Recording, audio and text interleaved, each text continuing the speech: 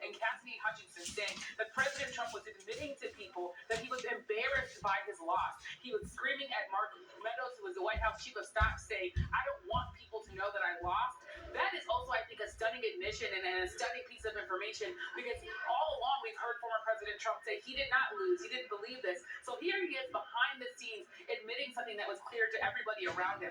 So I think those points really just show how this hearing, with its high expectations, that it met some of those expectations that were out there for them. All right, Yamiche, thanks. I want to bring in Justice correspondent Ken Delaney. And Ken, I think you'd agree, not a great day for the U.S. Secret Service as we learn more about the efforts and plans for the president to move to the Capitol that ultimately didn't happen, but also concerns about missing text messages and incomplete data. That's right, Lester. And although the text messages are gone, we at NBC News reported that the Secret Service turned over 1 million electronic messages to the committee, and the committee clearly made a lot out of them. And they discovered, the committee did, new information about intelligence that made its way to the Secret Service about potential for violence before January 6th that apparently wasn't acted on, including, I'll just read to you a passage that says, the FBI received a tip that was passed along to the Secret Service about the Proud Boys. They think that they will have a large enough group to march into D.C. armed and will outnumber the police, so they can't be stopped. Their plan is to literally kill people. Please take this tip seriously and investigate further. But Lester, I have to say, there was a collective security failure, it's now widely acknowledged, leading up to January 6th, not just the Secret Service. That tip to the Secret Service came from the FBI. And we didn't hear much about the FBI or the other security agencies at this hearing, but there is a group of people inside the January 6th committee called the Blue Team, which has been diligently investigating the security failures leading up to January 6th, including what intelligence the FBI, the Secret Service, other agencies had, what they did with it. Our viewers may remember that initially after January 6th, the FBI claimed that they had no intelligence that anyone at the Trump rally planned to act violently. And that is just belied by the record that we saw more of today. There has not been, notably, there has not been a hearing by this January 6th committee on the widespread security failures, but it's clear that they have a suspicion that the Secret Service may have acted improperly. And Adam Schiff, the chairman of the House Intelligence Committee member, said that they're considering recalling members of the Secret Service who gave testimony to ask them about inconsistencies with the electronic evidence. Ken Delaney, and thank you for that. Let me bring in senior White House correspondent Kelly O'Donnell. Kelly, as all this was going on, the Trump legal team took a loss on another issue. A separate and a stunning setback for the former president. And this time it comes from the U.S. Supreme Court.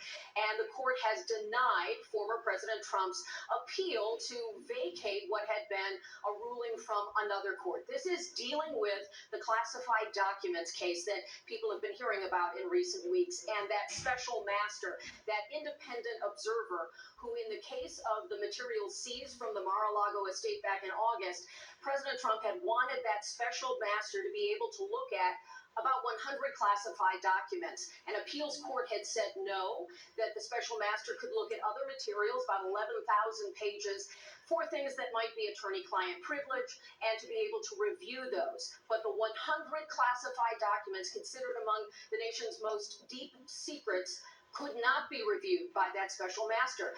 Mr. Trump and his lawyers went to the Supreme Court asking for emergency relief, and today, in just a one-sentence statement from the court, and this appeal went to Judge Clarence Thomas, who oversees the 11th Circuit, and he referred it to the full court, and without any explanation, and without saying if there were any dissenting voices on the court said that request is denied. So that ends that route for the former president going to the Supreme Court for help on that special masterpiece of the classified documents case. That means Judge Dearie, who is the special master, will not get access to those documents. Why is that so important? Because if he had, the Trump lawyers would also have gotten access to those classified documents. And that's really what it appears former President Trump wanted to do, to be able to have access for his legal team to those materials that were seized by the FBI in August from his home, perhaps to build a defense, to try to talk about it publicly,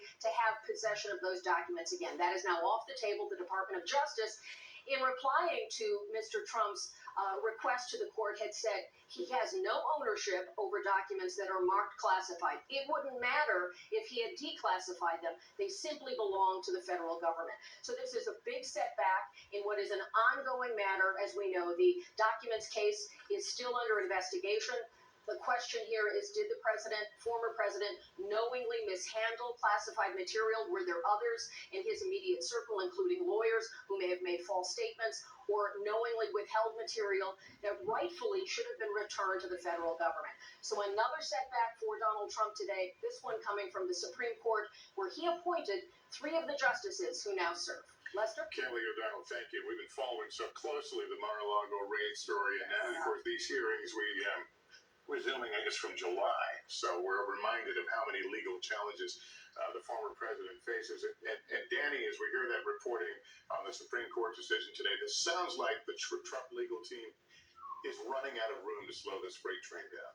They can't. And it was no surprise because the 11th Circuit's opinion on this issue was very well reasoned, and it was likely, even though the Supreme Court might have looked at all the legal issues fresh and anew, it was still likely that they were going to deny it. And they did through one of their short orders, which is essentially a sentence. Doesn't give us any legal analysis. It really just says, let the 11th Circuit's decision stand. But inexorably, this case moves towards really only one conclusion. The government ends up with the documents that Trump took from the White House down to Mar-a-Lago. It almost can't end any other way, other than, of course, the knickknacks and maybe post-its and personal photos that don't have anything to do with the government. Those will be separated. But to the extent there are classified documents or other government documents there, a lot of Trump's arguments are mostly smoke and delay tactics, because the end of this equation leads to one place, that the government gets it back. Go ahead. I was going to say, there's one thing we haven't talked about yet, Lester, which is the idea, and I'm reminded as you're speaking, Danny, here, that there is a parallel and separate investigation going on that affects former President Trump as it relates to the Justice Department's inquiry into issues surrounding what happened on January 6th and those election fraud lies. I mean, it's not just the Mar-a-Lago documents, right? It's not just what Kelly has been reporting on. There's a slew of issues that are facing not just former President Trump, but a number of other people in his inner circle. Well, and this goes back to whether the January 6th committee will make a criminal referral. Now, the Justice Department can decide to take action against the former president, whether or not they do. But it's still significant. And of course, the timing's significant. We're talking about this because we're a couple weeks out from the midterm elections. And I think a lot of people are wondering what all of this will mean for the midterm elections. Likely not a whole lot.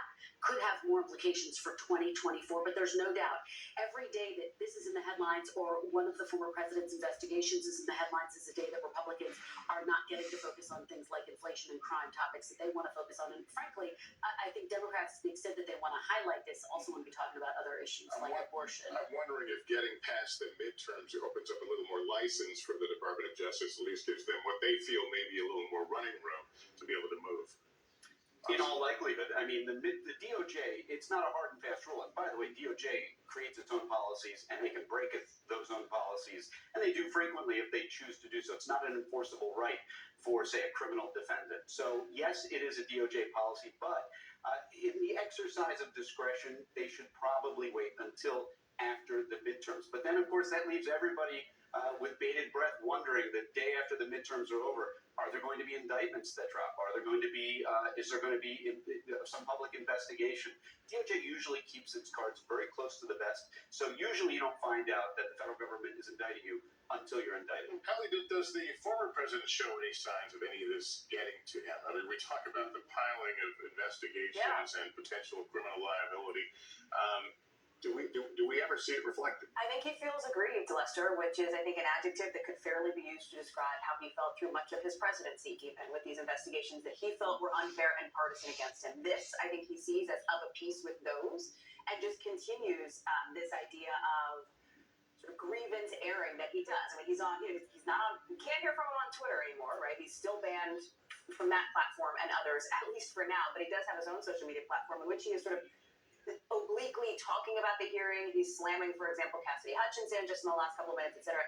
He's paying attention, but I think that based on the folks that I talk to, what we see, what we read, this in many ways is fueling some of of his desire to get out there and say, look how badly I've been treated to his supporters. Right, and he And we've seen that at his rallies. draws a little strength from the endorsements he's done, the relative success of some of the Republican candidates. That's absolutely right. And as Hallie says, he talks about it at his rallies already. I think he sees it as an opportunity to try to energize supporters around him. I think the question becomes, and by all accounts, people think it's more likely he'll run than not, but how will this factor into his final All decision? right, Kristen, thank you. That concludes our NBC News special report of this meeting of the January 6th committee.